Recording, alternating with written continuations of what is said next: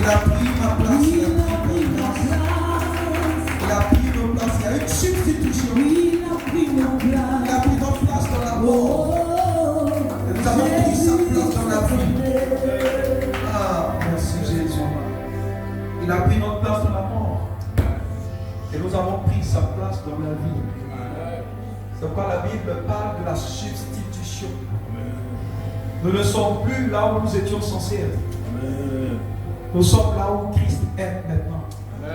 Et Christ a pris notre position, notre place de mort. C'est pourquoi il a donné sa vie pour nous. Il est mort pour que nous puissions avoir la vie. Christ est devenu un homme pour que nous soyons comme Dieu. Il y a eu une substitution. Il a laissé sa couronne de gloire, comme le dit Philippiens chapitre 2. Il a tout laissé, il est devenu comme un esclave simplement pour que nous puissions avoir accès à sa royauté. Jésus a tout laissé pour que nous puissions prendre sa place. C'est ce qui s'est produit. Il y a eu une substitution. Alléluia. Jésus a pris ta place. Il a pris ta place. Il a pris notre place. Amen. Que son nom soit béni. Amen. Au nom de Jésus. Amen. On va s'asseoir dans cette maison. Alléluia. Bienvenue en cette 4e journée de notre temps de jeûne. 40 jours que nous avons entamés. Et nous sommes à notre 4e jour pour ceux qui jeûnent. Alléluia. Je veux que tu puisses saluer quelqu'un qui jeûne. Dis-lui félicitations déjà pour les 4 jours. Dis-lui, si tu as plus fait 4 jours, il ne reste plus grand chose. Il reste seulement 4 jours fois 10 et puis tu as fini. Dis-lui félicitations. Quand je regarde ton visage, je sais que tu as jeûné. Dis-lui, je sens les séquelles du jeûne. Alléluia. Que la grâce de Dieu soit avec nous. Dans le nom de Jésus-Christ. Amen. Nous nous retrouverons ici tous les jeudis et vendredis, comme nous l'avons dit. C'est vrai que les lundis, mardis, mercredis, nous ne serons pas ici, mais c'est l'occasion qui est donnée à chacun d'entre nous de pouvoir sonder son autonomie spirituelle. Amen. C'est vrai que nous ne sommes pas ici tous les soirs, mais les soirs où nous n'avons pas la possibilité d'être ensemble, c'est le lieu pour toi de voir si tu es capable de mener cette vie spirituelle tout seul, là où tu es. Donc ça veut dire qu'à 18h, tu dois commencer à faire ta dévotion là où tu es. Amen. Parce que ce qui fait la force et la puissance d'un jeûne, c'est la prière qui l'accompagne. Alléluia. Donc prier, ou plutôt jeûner sans prier, ce n'est pas vraiment un jeûne, c'est une abstinence. Et c'est une grève de faim. Donc, bienvenue à ce 4e jour. Nous serons là aujourd'hui et nous serons là encore les vendredis. Et la particularité des vendredis, c'est que les vendredis auront une connotation un peu différente. Ça sera une sorte de mini-veillée, je dirais jusqu'à 21h30, 22h. Et la particularité de ces vendredis-là, ce sera que nous allons beaucoup passer du temps dans la prière.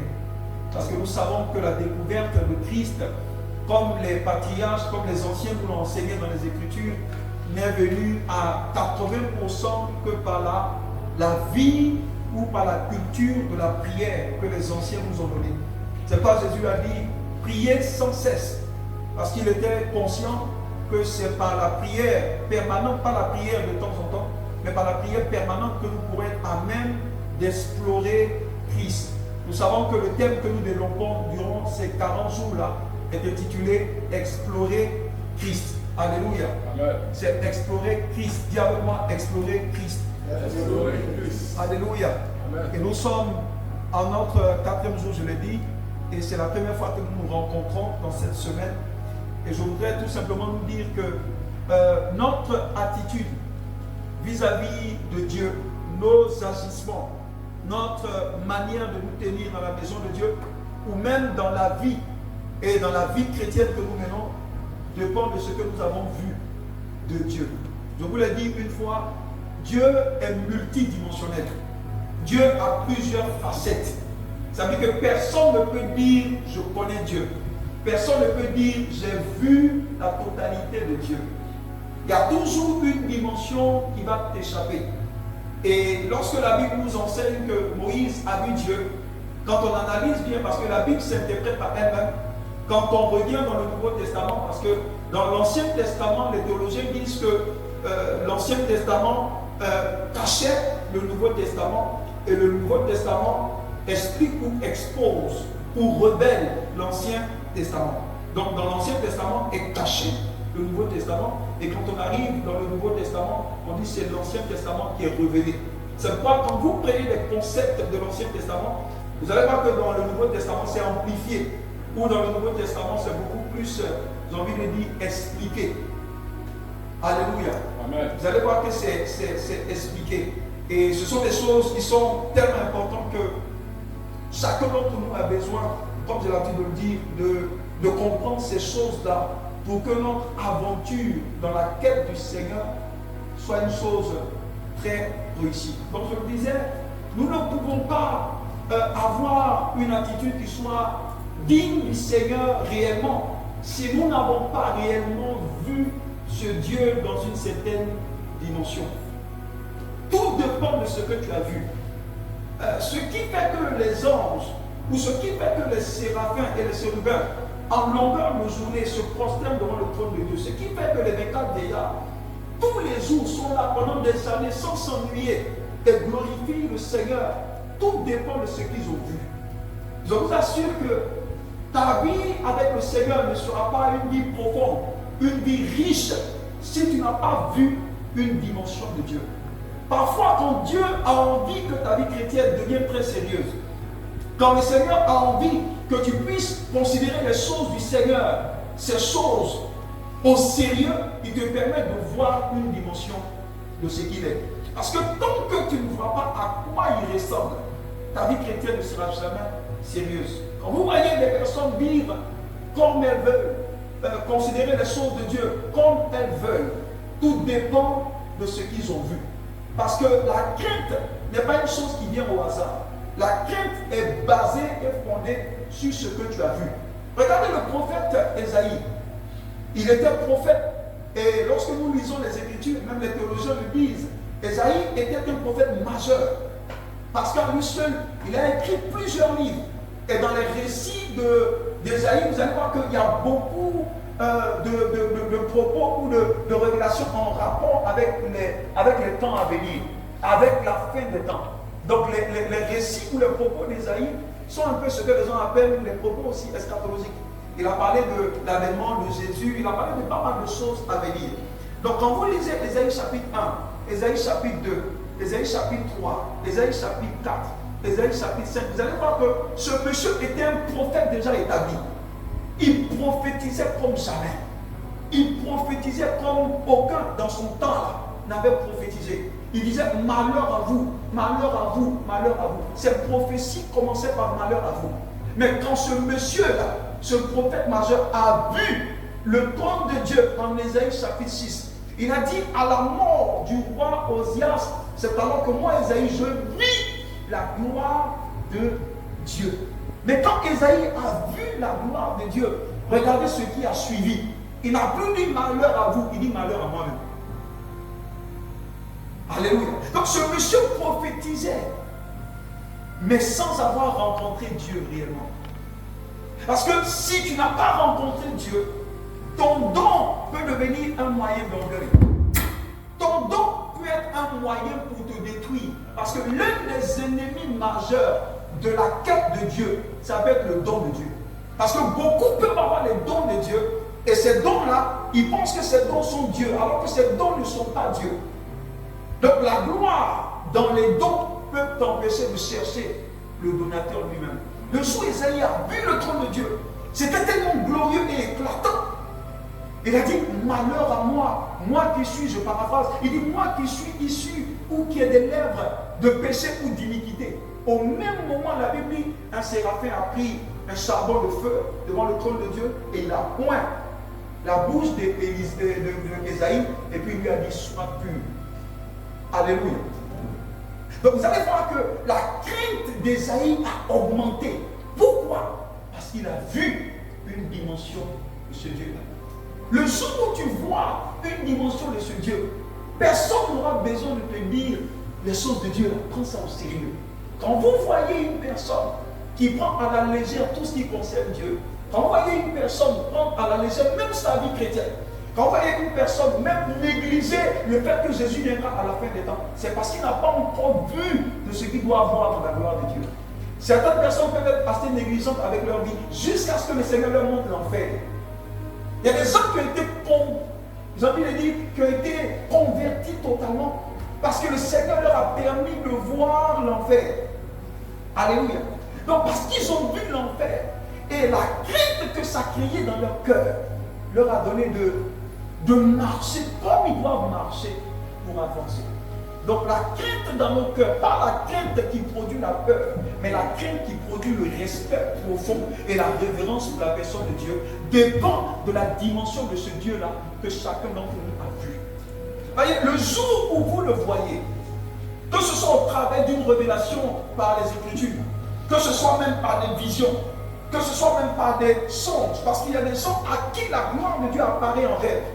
Il y a des gens qui ont rencontré Jésus en rêve. Il est venu leur dire, je suis Jésus. Il a frappé Saul par une vision. Et il lui a dit, mais je suis ce Jésus-là que tu persécutes. Mais regardez la crainte que ça a créé dans le cœur de Paul. Le Saul qui est devenu Paul. Pourquoi? Parce qu'il a vu une dimension de la gloire du Seigneur. Vous savez, notre crainte ne grandira jamais si nous n'avons pas vu une dimension de ce Dieu.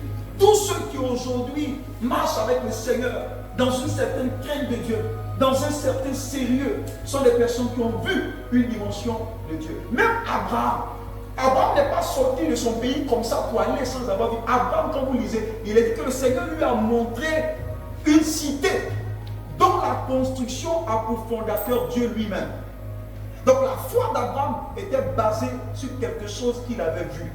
Donc c'est vrai que beaucoup de fois nous définissons la foi comme étant le fait de marcher sans rien voir. Mais la véritable définition, c'est que ta foi est toujours sponsorisée par quelque chose que tu as vu. Abraham a vu. Et le Seigneur avait révélé à Abraham que c'est par Isaac que viendrait la postérité. Donc quand Dieu lui dit va sacrifier Isaac, il est en paix. Parce que Dieu lui a dit, ta descendance viendra par Isaac. Donc il sait tranquillement que bon, si ma descendance doit venir d'Isaac, donc Isaac ne mourra pas. Donc quand Dieu lui dit va me sacrifier, il est en paix. Mais sa paix vient d'où? Vient de la voix de Dieu qu'il a sécurisée. Sa paix vient de ce Dieu qu'il a vu, peut-être en rêve, peut-être en songe. Abraham était une personne qui contemplait beaucoup Dieu. Il aimait la contemplation. Donc notre crainte est basée sur ce que nous avons vu de Dieu. Je vous assure que si nous ne percevons pas Dieu dans une certaine mesure, notre adoration sera de la comédie, sera du jeu. C'est pas parfois quand Dieu veut créer la crainte dans le cœur, Dieu montre juste une facette de lui à cette personne. Il a dit Moïse, Dieu peut voir. Parce qu'il y a un buisson ardent qui brûle, mais qui ne se consume pas. Moïse a dit, mais c'est quoi ça? Je connais le feu. Le but du feu, c'est de consumer. Mais c'est quel feu qui brûle, mais qui ne consume pas? Donc Moïse a vu une dimension de ce Dieu. Et c'est ce qui a créé la crainte dans le cœur de Moïse. Ce n'est pas l'une des prières les plus importantes que chacun d'entre nous doit faire. C'est Seigneur, permets-moi de te voir tel que tu es. Parce que le jour où tu le vois, ta vie sera disciplinée. Personne n'aura besoin de te dire ne va pas ici. Tu comprendras que la dimension de ce Dieu que tu as vu là exige de toi une certaine discipline quelque part. Aujourd'hui, on n'a pas le choix. Il y a des choses qui s'imposent à nous à cause de la dimension de ce Dieu que tu as vu. Alléluia. Donc nos attitudes dépendent de ce que nous avons vu. Le jour où tu le vois tel qu'il est, ta manière de servir va changer. Le jour où tu le vois tel que tu es, personne n'aura besoin de te dire lève-toi à 1000 le prix. Parce que la dimension que tu auras vue exigera de toi un certain mode de vie. Alléluia. Donc notre crainte est basée sur ça. Et durant tous ces 40 jours-là, le Seigneur nous aidera à l'explorer. Nous avons fait à bon escient de mettre ce thème explorer Christ. C'est vaste. Ce thème est large. Parce que quand on entend explorer, ce mot, on l'entend généralement avec les astronautes qui explorent l'espace, qui explorent l'univers, qui explorent les planètes et autres. Pourquoi explorer? Explorer parce que Christ est vaste. Je voulais dire que Christ est profond. Parce que n'oubliez pas que la Bible dit que Dieu a créé toutes choses en lui et toutes choses pour lui. Donc Christ est un monde. De même qu'il y a un monde sur la terre qui est le système de pensée du diable, il y a un monde divin qui est le système de pensée de Dieu. Donc Christ est vaste. Christ est vague. Alléluia. Donc pour le connaître, ça nécessite qu'on l'explore. Je vous l'ai dit une fois, j'ai dit en Christ il y a plusieurs vies. En Christ il y a plusieurs dimensions. Il y a des dimensions que tu atteins où la révélation devient automatique. Il y a des dimensions que tu atteins où la sagesse devient automatique. Il y a des dimensions que tu atteins où la guérison devient automatique. Mais tout dépend de l'exploration que tu feras et des points d'arrêt que tu auras touchés, mais en Christ. Christ est plus qu'un univers. Et de même qu'un astronaute explore l'espace, nous devons l'explorer. Et toute l'éternité ne suffirait pas à l'explorer. Et vous voyez, pour explorer l'espace, il faut un astronaute. Pour explorer Christ, on a besoin d'un guide aussi. Et ce guide, c'est le Saint-Esprit. Sans le Saint-Esprit, personne ne peut connaître Christ. Parce que le Saint-Esprit est le guide de ce monde vaste-là. C'est lui qui nous donne d'accéder à des dimensions qu'on avait déjà touchées hier, ou qui nous donne d'explorer certains endroits en Christ qu'on ne connaît pas encore. Mais sans le Saint-Esprit, personne ne peut connaître Christ. C'est pourquoi notre intimité et notre communion avec le Saint-Esprit doit être beaucoup plus poussée. Parce que c'est par lui que nous serons toutes choses. La Bible dit que le Saint-Esprit est la seule réalité capable de sonder nos cœurs et de sonder les profondeurs de Dieu. Quand il parle de profondeur de Dieu, il dit Dieu est profond. Christ a besoin d'être exploré. Regardez Paul, l'apôtre. L'apôtre Paul, ce qui est bizarre, c'est que c'est pratiquement au soir de sa vie qu'il a dit des paroles qui m'ont choqué moi-même. Parce qu'à un moment donné, le corps de Paul pouvait pousser juste un mouchoir. Quand quelqu'un devait être guéri dans un village et que Paul n'avait pas la possibilité de se déplacer parce qu'il n'est pas omniprésent, il prend un mouchoir et puis quand il fait comme ça, il essuie sa sueur et puis il dit allez mettre ce mouchoir-là sur la personne malade.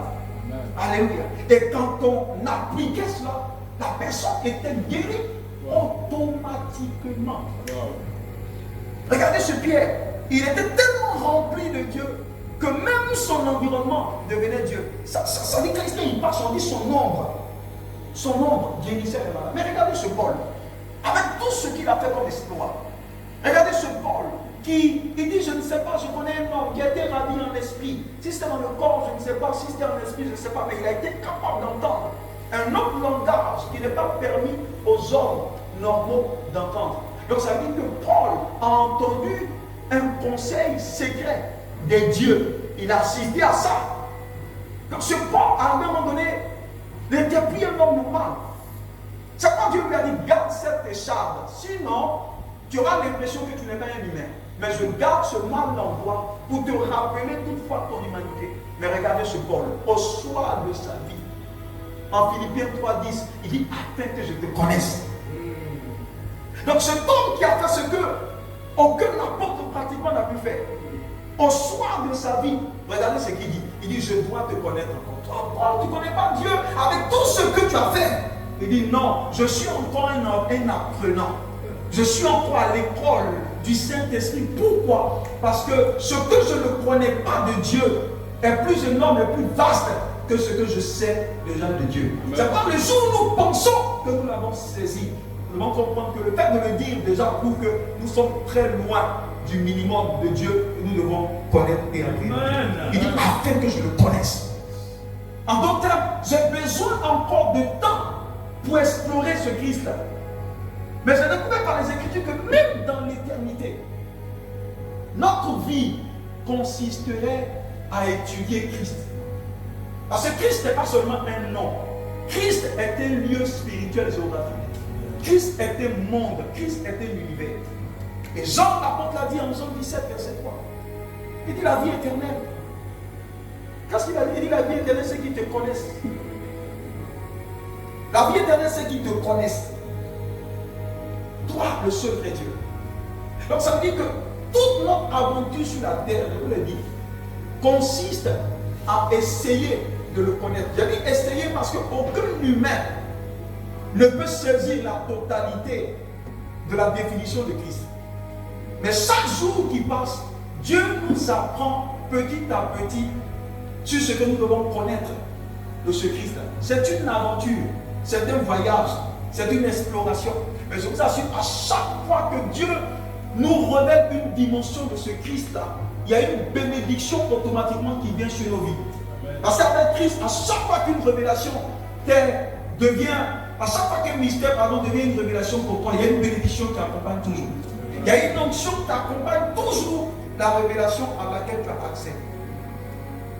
Donc à chaque fois que tu apprends à le connaître, il y a des choses que tu ne demandes même pas, qui s'attachent à ta vie.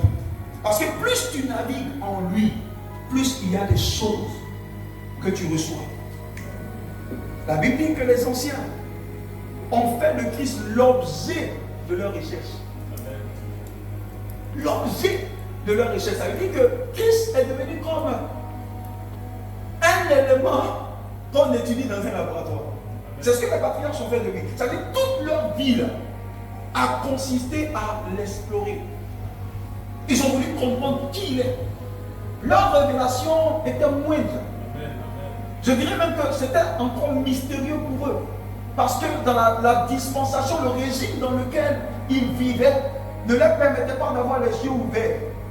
Mais ils avaient perçu quand même de loin ce que la grâce en ce temps-là leur a permis de voir. Mais ils ont fait de toute leur vie, ils ont fait de toute leur existence. Ils ont fait de cela, ils ont envie de dire, une recherche pour essayer de le connaître lui. Parce qu'ils savent que plus ils le connaissent, plus la bénédiction qui a affecté à Christ sera leur portion. Mais la Bible dit qu'ils ont su que ce n'était pas pour eux. Mais nous, à notre temps, les choses qui étaient mystérieuses hier ont été révélées.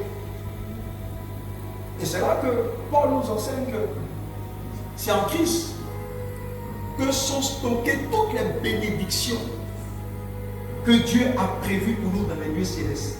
Il dit le lieu où Dieu a stocké nos bénédictions s'appelle Christ. Donc notre banque céleste se trouve en Christ. Amen. Tout ce qu'il faut pour l'épanouissement de ta vie se trouve en Christ. C'est pourquoi tu dois explorer Christ. Parce que plus tu l'explores, plus tout ce qui est provision en rapport avec ton épanouissement sur la terre te sera accordé.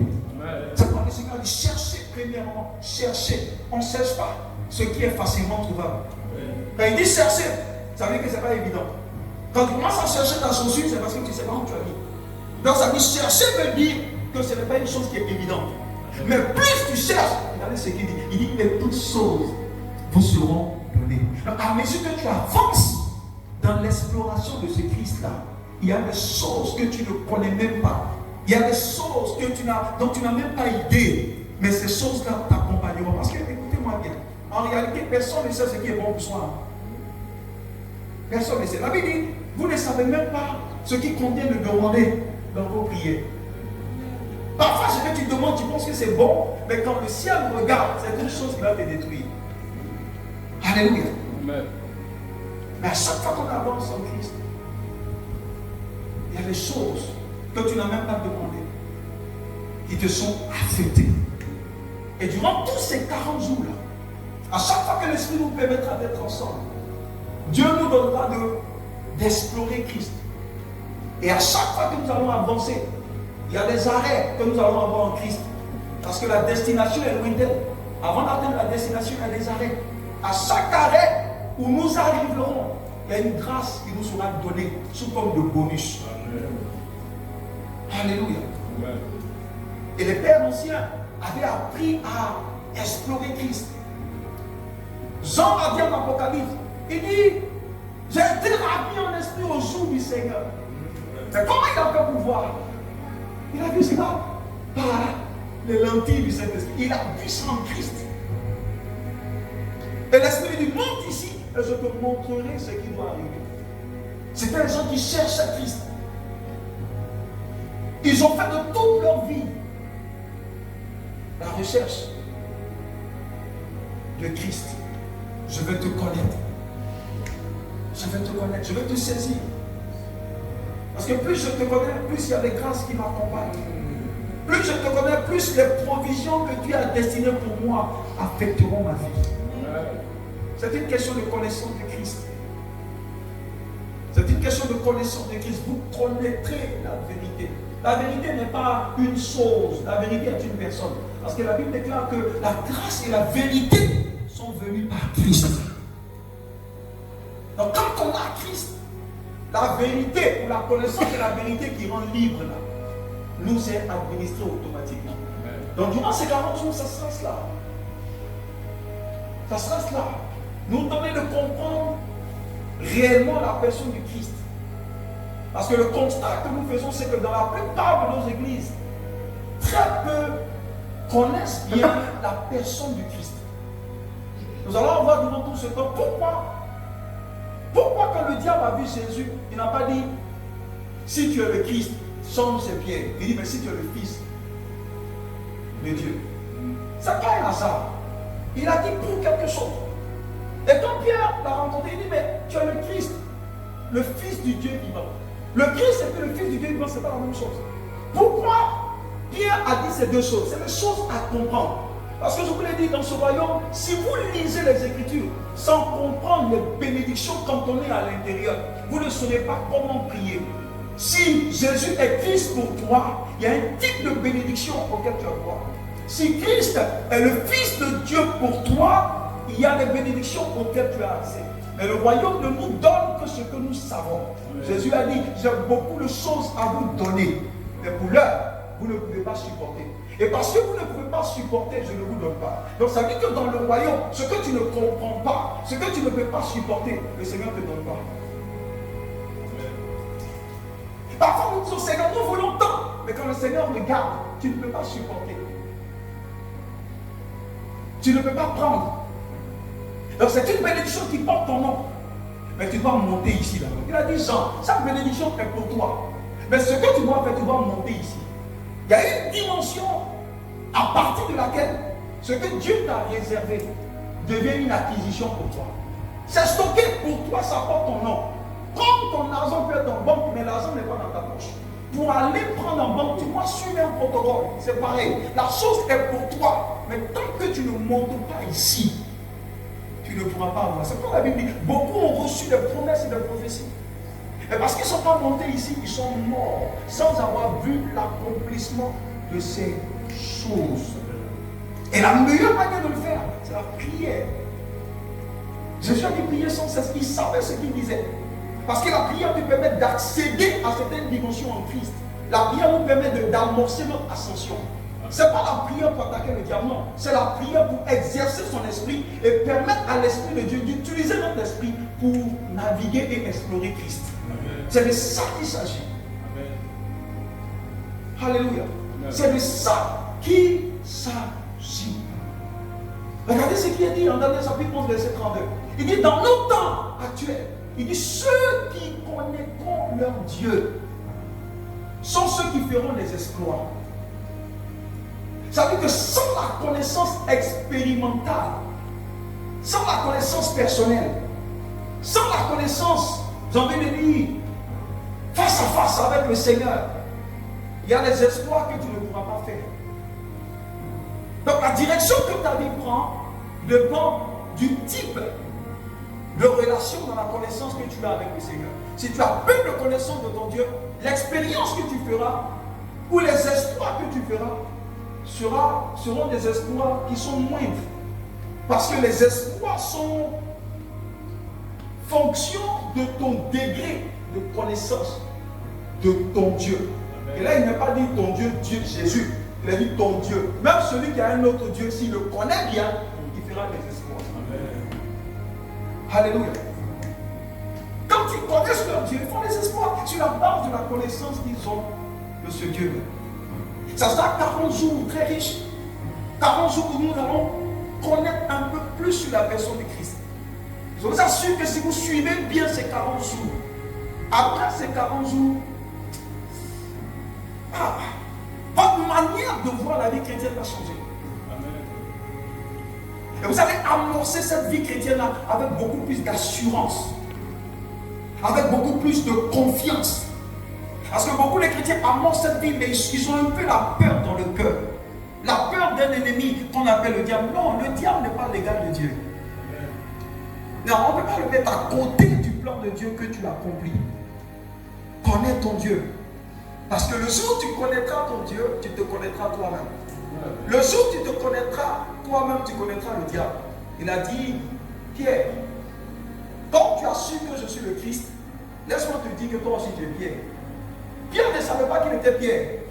C'est quand il a su que Christ était Christ, que Christ lui a dit tu es Pierre. Donc tant que tu ne connais pas Dieu, tu ne pourras pas te connaître toi-même. Tant que tu ne connais pas Dieu, tu ne pourras pas connaître le diable. Et c'est 40 jours d'investigation, c'est 40 jours de navigation, d'exploration de la personne de Christ. Pierre a dit tu es Christ, le Fils de Dieu vivant. C'est en 40 jours que la vie de Noé a changé. 40 jours de pluie. On se rend compte que dans les Écritures, Dieu utilise beaucoup le chiffre 40. Parce que le chiffre 40 était un chiffre prophétique, était un chiffre spirituel. En 40 jours de pluie, la vie de Noé a changé. Alléluia.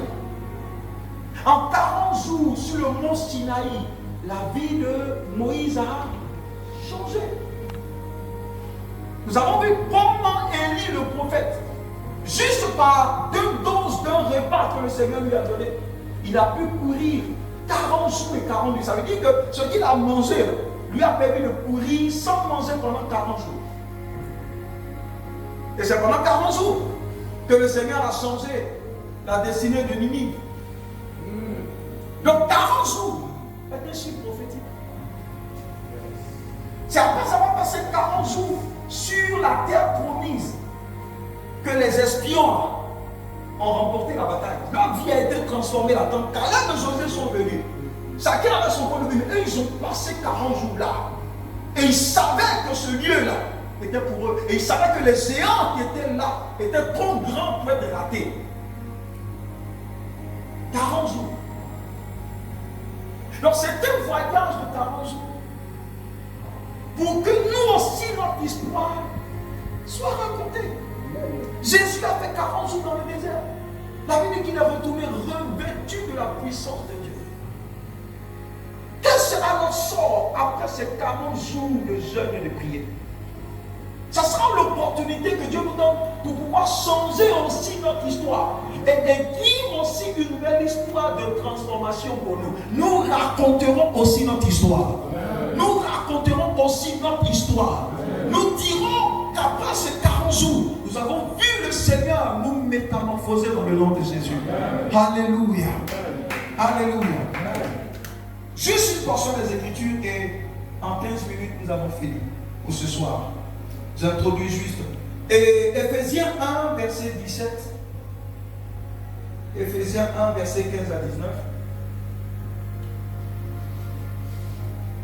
Éphésiens 1, verset 15 à 19 dit, c'est l'apôtre Paul qui parle, il dit, c'est pourquoi moi aussi, ayant entendu parler de votre foi au Seigneur Jésus et de votre charité pour tous les saints, je ne cesse de rendre grâce pour vous, faisant mention de vous dans mes prières, afin que le Dieu de notre Seigneur Jésus-Christ, le Père de gloire, vous donne un esprit de sagesse et de révélation dans sa connaissance, et qu'il illumine les yeux de votre cœur, pour que vous sachiez quelle est l'espérance qui s'attache à son appel, quelle est la richesse de la gloire de son héritage qu'il réserve aux saints, et quelle est envers nous qui croyons l'infinie grandeur de sa puissance se manifestant avec efficacité à la vertu de sa force. Éphésiens 1, verset 15 à 19. C'est ce que Paul dit. Paul s'adresse à l'église d'Éphèse. Vous savez qu'en ce temps-là, les églises qui existaient, les églises, je dis, auxquelles Paul envoyait les courriers, ce n'était pas forcément des grands bâtiments et autres, non. En ce temps-là, c'était des églises dans les maisons. Parce que nous savons un peu la persécution que cette église subissait. Donc, ils ne pouvaient pas être dans des endroits vraiment ouverts. Les synagogues existaient et ces synagogues étaient reconnues même par l'administration en ce temps-là. Mais les églises qui étaient nées de Jésus, du Saint-Esprit, étaient considérées comme des sectes. Donc, ils étaient obligés de se cacher. Vous avez vu la persécution qui s'est levée et qui a vu les disciples en train de courir, aller partout. Mais la Bible dit, même dans cette persécution, c'est là que l'évangile s'est répandu. Alléluia. Parce que Dieu avait même utilisé cette persécution-là pour leur permettre d'aller. Si vous vous souvenez, il leur a dit, allez-y, allez évangéliser. Mais ils sont restés à Jérusalem. Et Dieu lui-même a suscité la persécution pour qu'ils aillent accomplir sa volonté. Dieu peut susciter du bruit. Dieu peut susciter des persécutions juste pour te pousser à sortir de ta zone de confort pour aller accomplir la volonté de Dieu. Parce que le plus souvent dans la vie des chrétiens, ce qui est bon peut devenir l'ennemi de ce qui est meilleur. Parfois, ce qui est bon empêche les hommes de passer à un autre niveau. Il y a le bon, c'est vrai, mais sache qu'il y a aussi le meilleur. Donc Dieu peut créer le feu là où tu es aujourd'hui. Parce que là où tu es, tu peux penser que c'est tout ce que tu as, que tu es arrivé, c'est bon, je suis bien. Alors que le Seigneur a plus pour toi. Éphésiens 3, nous dit que Dieu fait infiniment au-delà de ce qu'on pense, de ce qu'on peut imaginer. Donc si ce que tu penses de Dieu, si tu arrives à le voir, c'est que ce n'est pas encore ce que Dieu veut. Dieu veut toujours plus que ce que tu penses et plus que ce que tu vois. Donc Dieu a permis qu'il s'en aille. Donc l'église en ce temps-là, c'était des églises dans les maisons. Quand vous lisez même les épîtres de Paul, vous allez le voir saluer l'église qui est dans la maison de telle personne, l'église qui est dans la maison de telle personne. Ce n'était pas forcément des églises de 100, de 500 personnes. Non. 10 personnes, 2 ou 3 personnes, c'était une église. L'église, c'est là où 2 ou 3 personnes sont assemblées au nom du Seigneur. Alléluia. Amen. Et c'était cette église-là qui était une église bénie. Parce que quand vous lisez les écrits de Paul à cette église, ce sont des écrits tellement profonds. Des écrits qui enseignent sur la personne de Christ. J'aime lire le livre des Éphésiens parce qu'il est très riche. Il te permet de comprendre le mystère de Dieu, le mystère caché avant toute chose que le Seigneur a révélé, non par la génération passée, mais à notre génération. Alléluia. Et ici, l'apôtre Paul nous révèle de manière détaillée la personnalité du Christ. Et il nous dit pourquoi Dieu a créé toutes choses. Dieu ne nous a pas créés pour qu'on s'attaque au diable. Dieu nous a créés pour qu'on connaisse le Christ. Parce qu'il a dit que Christ viendrait pour un rôle de réconciliation. Il viendra réconcilier tout ce qui est dans les cieux avec ce qui est en bas. Il viendra faire en sorte que ceux qui avaient tourné le dos à Dieu commencent à revenir à Dieu. Alléluia. Donc le but suprême de notre existence sur la terre, c'est pour connaître Christ, afin de connaître notre destinée et l'accomplir pour la gloire de Dieu. C'est très important. Parce que si nous ne comprenons pas le but principal de notre existence, nous pouvons voir un sous-but et en faire le but principal. Le but principal, c'est de le connaître. Parce que plus nous le connaîtrons, plus nous saurons pourquoi nous sommes sur la terre. N'oubliez pas qu'au dernier jour, chacun sera jugé en fonction de sa destinée. Le Seigneur te dira, voici je t'ai envoyé sur la terre. Pourtant, est-ce que tu l'as fait? Sinon, il n'y a même pas de jugement. Tu es sauvé, c'est vrai, parce que tu as accepté le Seigneur. Mais tu n'auras pas de récompense. La récompense est fondée sur ta capacité à avoir connu le plan de Dieu pour toi et avoir l'appliqué. Donc le plus important, c'est connaître Christ. Et plus tu le connais, comme Pierre l'a connu, et puis il a dit, ton nom en fait c'est pas Simon mais c'est Pierre. Si tu ne le connais pas, tu ne te connaîtras pas. Parce que tout ce qui est en rapport avec ta vie est caché où? En Christ. Donc la découverte de Christ et la recherche en Christ s'imposent. Donc Paul dit, j'ai entendu parler de votre amour. J'ai entendu parler de votre foi. Donc ça dit que cette église d'Éphèse était une église qui manifestait la foi. Et leur amour et leur foi avaient dépassé les frontières d'Éphèse. Ils n'avaient pas besoin de dire, mais quand les gens voyaient la manifestation au travers de leur vie, les gens savaient que ceux-là, ils ont rencontré le Christ. Ils étaient comme Christ. Donc Paul était quelque part. Et puis il a entendu parler de leur foi. Et parce qu'il a entendu parler de leur foi et de leur amour, il a dit, je ne cesse de prier pour vous. Donc ce qui a motivé la prière de Paul, c'est qu'il a entendu la foi manifestée de l'église d'Éphèse et il a vu aussi leur charité et leur amour les uns envers les autres. Mais regardez ce qu'il donne comme prière. Il dit, ma prière pour vous, c'est de prier le Dieu et Père de notre Seigneur Jésus-Christ. Je vous ai dit que la prière ne s'adresse pas à Jésus-Christ. La prière s'adresse au Père de Jésus-Christ. C'est très important. Parce que si tu envoies le courrier à une destination qui n'est pas la bonne, le courrier va rester là. Le problème, ce n'est pas ceux qui réceptionnent. Le problème, c'est celui qui n'a pas eu la connaissance nécessaire pour déposer le courrier là où il doit le déposer. Si ton courrier doit aller à Boaké, que tu l'envoies ailleurs, toi-même, c'est pas sûr que quelqu'un te ramène ce courrier. Donc c'est important de savoir à qui on adresse la prière. Il dit, je vous dis, ma prière s'adresse au Dieu. Il a dit, lorsque vous priez, dites, notre Père qui est aux cieux, que ton nom soit sanctifié. Donc il adresse la prière à qui? Au Père de Jésus-Christ, notre Seigneur. Il dit, je prie afin qu'il vous donne, nos versions disent qu'il vous donne la sagesse et la révélation. Pourquoi? Pour que vous puissiez le connaître. Donc toutes les capacités que le Seigneur nous donnera, que Paul prie pour que le peuple d'Éphèse puisse avoir, le but, c'est qu'il puisse le connaître. Ça vous avez dit, toute la vie chrétienne consiste à le connaître. Alléluia. Donc il dit, je prie que Dieu vous donne l'esprit de sagesse et de révélation. C'est mis sagesse et révélation, mais quand on lit les véritables textes, on se rend compte que la révélation vient avant la sagesse.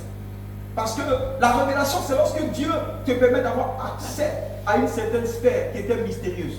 Parce qu'un mystère, c'est une chose qui est cachée. Quand on dit que quelque chose est mystérieux, c'est une chose qui est cachée. Une chose cachée ne veut pas dire une chose qui est ancienne ou bien qui est nouvelle. Non, ça peut être une chose qui existe il y a longtemps, mais tu ne la connais pas aujourd'hui. Donc à chaque fois que Dieu te donne d'avoir accès à cette chose-là, elle devient pour toi une révélation. Mais la révélation ne suppose pas que tu la comprennes. Donc quand tu reçois la révélation de Dieu, tu as besoin de l'esprit de sagesse pour mieux comprendre la révélation que tu viens d'avoir. Beaucoup font des rêves, beaucoup ont des visions, ils ont des songes. C'est des révélations que Dieu vous donne. Mais souvent vous ne comprenez pas ce que ça veut dire. Alléluia. Donc vous dites, Dieu m'a montré tant. J'étais comme ça dans le rêve. Mais pasteur, explique-moi. Le fait de dire pasteur, explique-moi, ça veut dire que tu as eu accès à la révélation, mais tu ne la comprends pas. Et c'est là où la sagesse est importante pour t'aider à décoder la révélation que tu viens de recevoir. Parce qu'une révélation que tu ne comprends pas demeure un mystère pour toi. Dieu a révélé, mais tu n'as pas accès à une autre dimension de cette révélation. Donc l'esprit de sagesse vient pour t'aider à mieux comprendre ce que Dieu t'a montré. Il dit, ma prière pour vous Éphésiens, c'est que Dieu vous donne un esprit de révélation. Ça veut dire que la révélation vous permet de le connaître, lui, et l'esprit de sagesse vous permet j'ai envie de dire, de faire en sorte que cette connaissance-là ne soit pas trouble. Que ce soit que la connaissance vous pousse à la compréhension parfaite des choses de Dieu. Alléluia. Parce qu'une information que tu ne comprends pas demeure un mystère. Une information que tu reçois n'est pas encore une connaissance tant que tu n'as pas compris. Je peux te donner une information, mais si tu ne comprends pas ce que ça veut dire, c'est encore un mystère. Donc c'est la compréhension de l'information qui te donne d'avoir accès à la connaissance. Alléluia. Il dit, ma prière, c'est que vous devez recevoir la révélation et vous devez avoir la sagesse pour interpréter cette révélation. Mais ces deux-là vous aideront à faire quoi? À mieux connaître Christ. Il dit, si vous le connaissez, voici ce qui sort de cette connaissance. il a commencé à citer tout ce qui est rattaché à la connaissance de Christ. Il dit, au verset 17, il dit, afin que le Dieu de notre Seigneur Jésus-Christ, le Père de gloire, vous donne un esprit de révélation et de sagesse dans sa connaissance. Il dit de 1, afin qu'il illumine les yeux de notre cœur. Alléluia. Amen. Il dit que sa prière, c'est pour que ce Dieu-là illumine les yeux de notre cœur. Amen. Il dit qu'il illumine les yeux de votre cœur pour que vous sachiez en un quelle est l'espérance qui s'attache à son appel. Donc ça veut dire quoi? Il prie que le peuple de Dieu puisse avoir la révélation et la sagesse dans la connaissance de Dieu. Et il prie aussi pour que le Père puisse illuminer les yeux de leur cœur. Donc notre cœur a les yeux. Mais en fait, le cœur est mis aussi pour l'esprit, en fait. Parce que la Bible dit que l'esprit de l'homme est la lampe de Dieu. Donc quand Dieu veut déposer quelque chose dans nos vies, c'est dans notre esprit que le Seigneur le met. C'est par l'esprit que Dieu éclaire nos vies. Alléluia. Il dit qu'il illumine les yeux de votre cœur. Pourquoi? Il dit afin que vous puissiez en un comprendre quelle est l'espérance qui s'attache à votre appel. Qu'est-ce que ça veut dire? Il y a une espérance qui s'attache à ton appel. Pas à l'appel de quelqu'un d'autre. Vous savez, tant que vous ne connaîtrez pas le Seigneur, vous ne connaîtrez pas votre appel. Tant que vous ne le connaîtrez pas, les yeux de votre cœur ne seront pas illuminés. Et donc, vous n'arriverez jamais à connaître votre appel. Vous savez, tout ce qui est en rapport avec nous est en rapport avec notre appel. Le pourquoi de notre existence. Il ne suffit pas de faire les choses, mais il suffit de faire les choses que Dieu nous a assignées à faire. Vous savez, quelqu'un peut rater toute sa vie simplement parce qu'il n'a pas trouvé son appel. Dieu nous veut spécifiquement quelque part. Il a dit à Jérémie, avant que tu ne sois dans le sein de ta mère, je te connaissais, je t'avais choisi et je t'avais établi prophète des nations. Donc l'appel de Jérémie, c'était quoi? Prophète des nations. Parce que tout ce que Dieu a prévu en termes de provision, en termes d'équipement, en termes de grâce, en termes de faveur, ça viendra pour faire quoi? Pour sponsoriser l'appel de Jérémie. Donc Dieu ne fait rien au hasard. Vous comprenez pourquoi la prière de Paul était importante? Paul est en train de nous révéler quelque chose.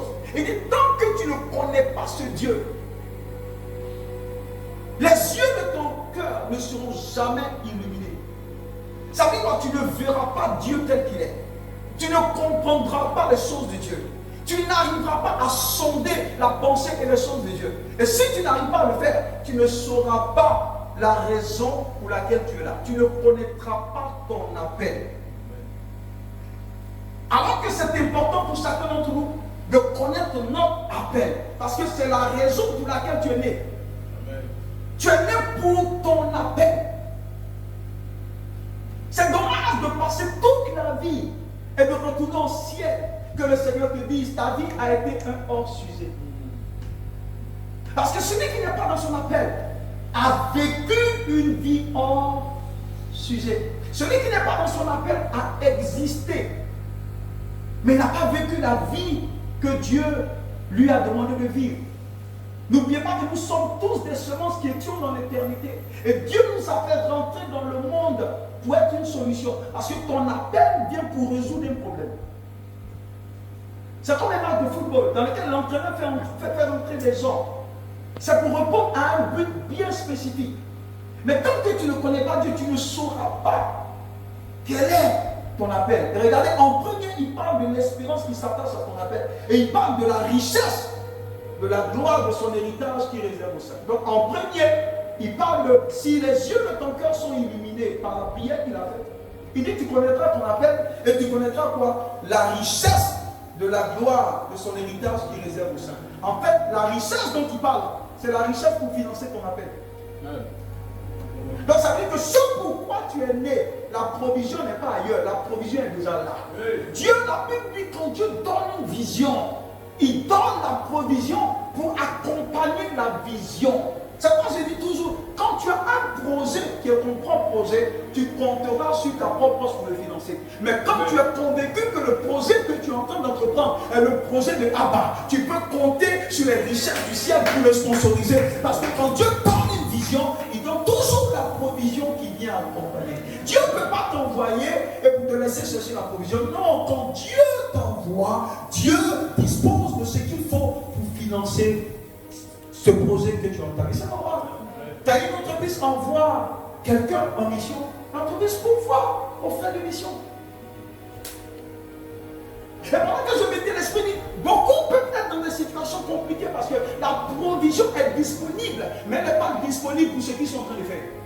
Amen. Donc Dieu refuse de financer. Pourquoi? Parce qu'aucune entreprise n'investit dans un projet qui n'a pas fait l'objet de budgétisation ou dont, j'ai envie de dire, les ressources ne sont pas allouées. Non, tu ne peux pas prendre un budget établi pour un projet et l'investir ailleurs. Non. Donc Dieu se rend compte que le projet que tu engages ne fait pas partie de ce qu'il a prévu pour toi. Le financement est là, mais il n'est pas là pour ça. Mais le jour où tu trouves ton appel, le jour où tu trouves ta place dans l'agenda de Dieu, le jour où tu trouves ce que Dieu t'appelle à faire, tu n'auras même pas besoin parfois de prier 10 heures. Parce qu'à chaque fois que Dieu t'envoie pour une mission, Dieu envoie les aides de destinée en ta faveur. Le jour où le Seigneur a envoyé Moïse, il lui a dit, j'envoie Aaron pour te rencontrer. Moïse n'a pas prié pour avoir Aaron, mais quand Dieu envoie, il envoie les ressources pour aider à l'accomplissement de cette vision. Amen. Il parle de la paix. Il parle de la richesse. Et Paul dit, ma prière c'est ça. Donc celui qui trouve son appel, tu auras trouvé la provision. Amen. Celui qui trouve sa voie, tu auras trouvé la provision. Celui qui trouve ce à quoi Dieu l'appelle, il aura trouvé l'aide en chemin. Parce que la grâce de Dieu coule dans la direction de l'obéissance vis-à-vis au projet de Dieu, vis-à-vis du projet de Dieu. La grâce ne nous accompagne pas là où Dieu ne nous a pas appelés. Mais quand tu trouves le chemin et la voie de Dieu pour toi, même si tu es à l'eau départ, David te localisera. Même si tu es loin, David te localisera. Parce qu'il s'agit de l'agenda de Dieu. Ton projet peut tomber à l'eau, mais jamais le projet de Dieu ne peut tomber à l'eau. Celui qui a donné la prophétie, la parole, la Bible dit qu'il est fidèle et bon pour l'accomplir. S'il a réussi à donner une parole en rapport avec ta destinée, il a les moyens qu'il faut pour l'accomplir. Si tu ne vois pas la provision, pose-toi la question, est-ce que je suis dans mon appel? Parce que l'appel est toujours provisionné. L'appel est toujours provisionné. Je voulais dire, c'est pourquoi ma vie tous les jours, c'est Seigneur, montre-moi un peu plus de toi. Parce que je voulais dire, ce que je cherche me cherche aussi.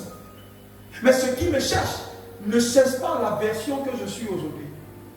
Quand j'aurai la véritable version selon Dieu, la provision qui accompagne ce à quoi Dieu m'appelle, le Seigneur me l'affectera. Il parle de la richesse, de la gloire de son héritage qu'il réserve aux saints.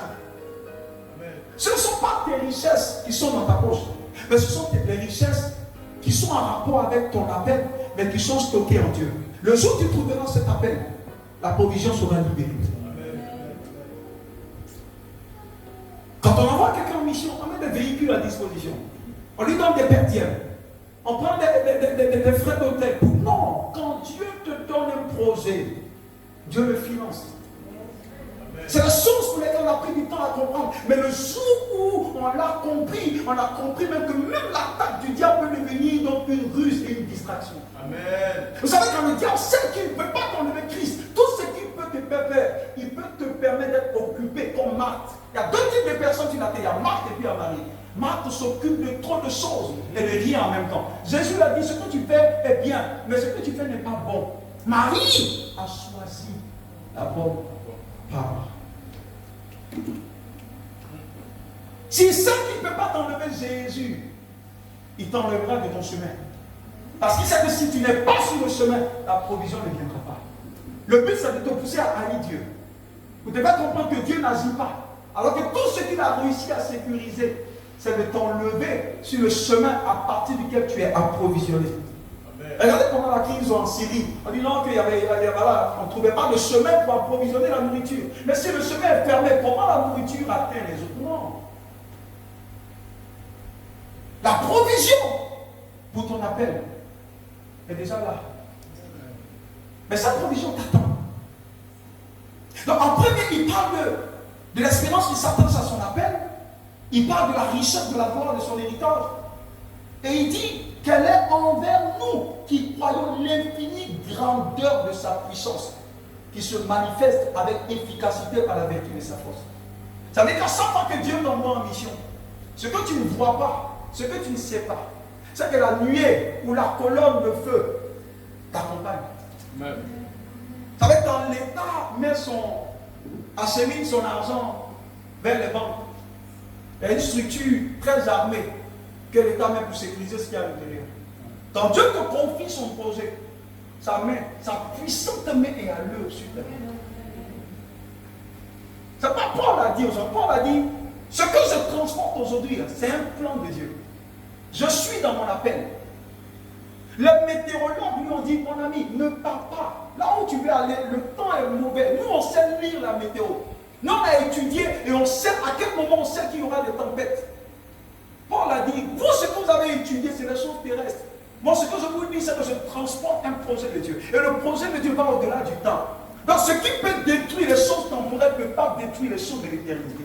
Il dit, si vous êtes avec moi, la tempête se lèvera, mais personne d'entre nous ne mourra. Pourquoi? Parce que j'ai un bébé, qui est le bébé de Dieu. Et si Dieu m'a donné son bébé, il est juste bon pour veiller à ce que ce bébé arrive à bon port. On a vu ce qui s'est passé, le bateau a chaviré. Mais ce que Paul a dit était vrai, il n'est pas mort. Parce que le jour où Paul meurt, c'est le rêve qui meurt. Le jour où Paul meurt, l'appel de Dieu aussi mourrait. Tous ceux qui l'ont suivi, il leur a dit, tant que vous êtes avec moi, vous ne mourrez pas. Donc la provision a été donnée et la main de protection de Dieu a été conférée.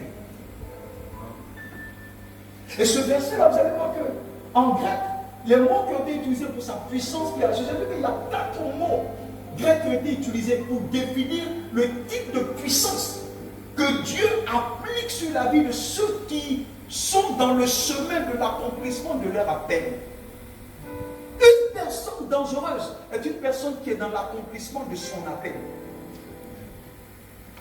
Une personne terrible est une personne qui est sur le chemin de l'accomplissement de son appel. Parce qu'il y a une provision en termes de ressources, il y a une provision aussi en termes de puissance qui soutient cette personne qui avance.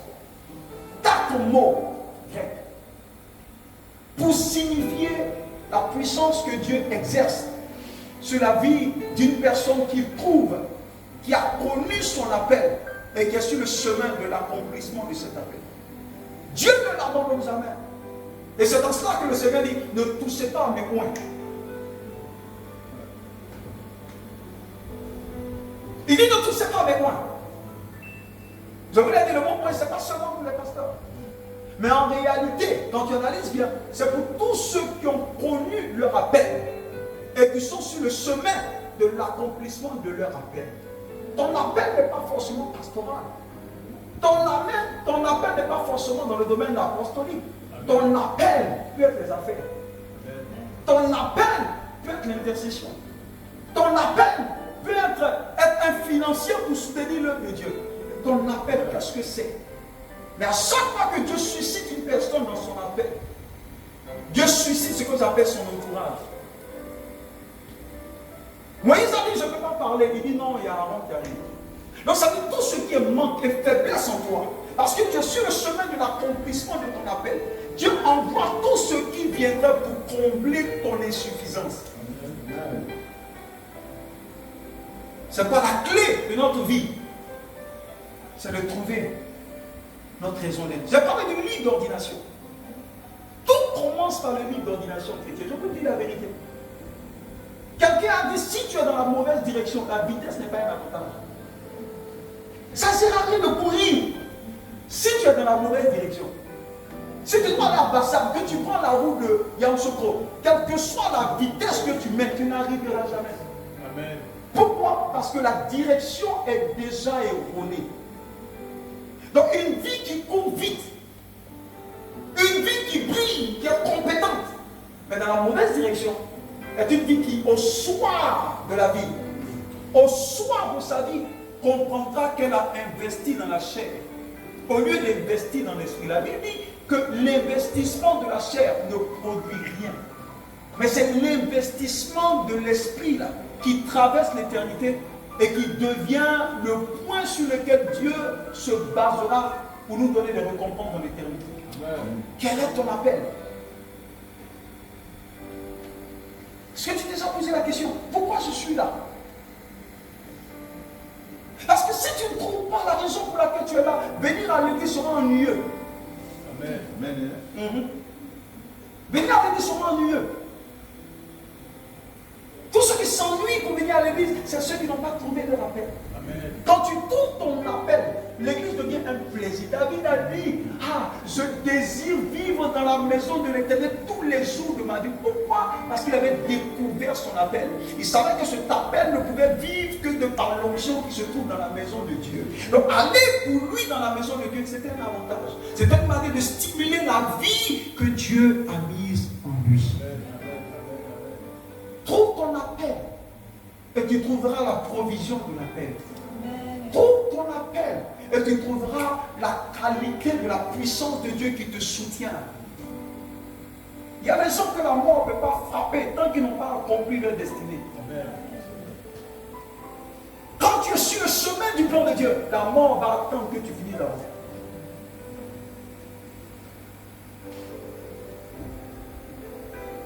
Alléluia. Il dit par la puissance qui est agissante. Et j'ai vu que 4 mots grecs ont été utilisés pour définir cette puissance. Il y a une provision pour ton appel. Oh, le temps passe vite. Il y a une provision pour ton appel. Il y a tellement à dire, le temps passe trop vite. Il y a une provision pour ton appel. Ce que tu cherches t'attend. Mais ce que tu cherches attend d'abord que tu sois dans ton appel. Quand tu es dans ton appel, il y a des coups de fil qui te viennent sans que tu n'aies demandé. Trouve ton appel et tu trouveras les richesses infiniment variées que Dieu a réservées pour toi, pour financer ce projet qu'il t'a donné. Et après, sa main de sécurité sera sur toi pour t'aider, pour te garantir l'accomplissement et pour qu'aucune mouche qui est le symbole des ténèbres ou du diable ne puisse venir t'emmerder. Quel est ton appel? Tiens-toi debout dans cette présence. Et en juste 2-3 minutes, le temps est contre nous. Juste 2-3 minutes, je veux que tu cries au Seigneur qui te révèle ton appel. Ça a été la prière de Paul à l'église d'Éphèse. Il n'a pas prié pour qu'il y ait autre chose. Mais il dit que Dieu vous donne l'esprit de révélation et la sagesse pour comprendre cette révélation, afin que vous puissiez le connaître mieux et qu'il illumine les yeux de votre cœur, afin que vous puissiez connaître l'espérance qui s'attache à son appel et la richesse de sa gloire et la puissance infinie qu'il manifestera en ce qui vous concerne. En juste 2 minutes, je veux que tu parles au Seigneur. Dis au Seigneur, illumine les yeux de mon cœur, illumine les yeux de mon esprit ce soir. Crie au Seigneur ce soir. Est-ce que tu peux élever la voix et commencer à prier le Seigneur? Dis, illumine les yeux de mon cœur ce soir. C'est la prière que Paul a faite. C'est la prière qu'il a faite en faveur de l'église d'Éphèse. Ouvre la bouche et commence à prier. Ouvre la bouche et commence à prier. Ouvre la bouche et commence à prier. Demande au Seigneur d'illuminer les yeux de ton cœur. Rabazukata brando siata, makele prosopaniata, maniakata brando soto. Il a dit, invoque-moi, je te répondrai, et je te révélerai des choses cachées. Ton appel est caché. Ton appel est caché. Non pas caché de toi, mais caché pour toi. Parce que la gloire du Père consiste à cacher les choses. C'est les rois que nous sommes consiste à les découvrir. Dieu n'expose pas ainsi ton appel. Ton appel va faire l'objet de recherche. Parce que si ton appel est exposé, le diable peut en faire ce qu'il veut. Mais Dieu le cache en lui pour te permettre d'aller le prendre. Et le jour où tu trouves cet appel, tu seras invincible. Tu seras inattaquable. Parce qu'à cet appel est joint, j'ai envie de dire, les richesses incroyables. Et la main de Dieu sponsorisera toujours ce projet que Dieu t'a donné. Trouve cet appel par la prière. Trouve cet appel par la prière. Parle au Seigneur. Dis-lui, à quoi est-ce que tu m'appelles? Qui suis-je en réalité? Beaucoup s'identifient par ce qu'ils font dans la vie. Alors que notre identité est réellement sur la base de ce que nous sommes en esprit. C'est vrai que tu es en train d'accomplir ce qu'un homme normal fait. Mais est-ce que ce que tu accomplis est en rapport avec ce à quoi Dieu t'appelle? N'oubliez jamais que ce que nous faisons en dehors de l'appel de Dieu, c'est notre boulot. Ce que nous faisons en rapport avec notre appel, est-ce qu'il y a notre travail? Il a dit à Adam, si je te mets dans ce jardin, travaille-le. Travaille-le. Travaille-le. Cultive et garde. Télécharge ma présence et exprime ma présence. Tel était le boulot, plutôt le travail d'Adam. Que Dieu nous révèle son appel pour nous. Qu'il nous le révèle en songe, qu'il nous le révèle par des prophéties, qu'il nous le révèle en méditant la parole, qu'il nous le révèle par des trans, qu'il nous le révèle par des visions ouvertes comme des visions nocturnes, mais qu'il nous le révèle. Il va le faire. Pour que nos vies cessent de tourner en rond. Parce qu'une vie qui tourne en rond est une vie qui n'a pas trouvé son appel. Lorsqu'on a et qu'on est dans son appel, les chemins s'emplanissent devant nous. Toutes les montagnes se rabaissent. Tous les chemins tortueux prennent la forme des plaines. Et la main de Dieu nous aide à traverser toutes ces choses. Que le Seigneur te révèle, qu'il te donne la sagesse de la comprendre. Dans le nom de Jésus. Remercie le Seigneur pour cette nuit. Dis-lui merci. C'est un sujet qui voudrait continuer de prier à la maison ce soir, demain et autres. Tout commence là. Ça veut dire, on n'est jamais en retard avec Dieu. Même si ton appel n'a pas encore commencé, il n'est pas trop tard. Le jour où tu trouves ton appel, tu trouveras la provision de l'appel. Et il y a certains combats qui vont s'arrêter. Quand tu n'es pas dans ton appel, toutes les réalités autour de toi te combattent. C'est comme si tu es dans un endroit où les réalités environnementales ne te reconnaissent pas. Tout te combat. Mais le jour où tu trouves le chemin, la voie de Dieu, la Bible dit qu'elle est étroite, cette voie qui conduit à la vie. Le jour où tu la trouves, tu sauras qu'il y a une vie au-delà de cette vie que nous avons en tant qu'homme. La vie de Dieu, la vie Zoé. Que la grâce de Dieu soit avec nous. Que la faveur de Dieu soit avec nous. Que nous bénisse dans le nom de Jésus. Merci Seigneur, acclame le Seigneur.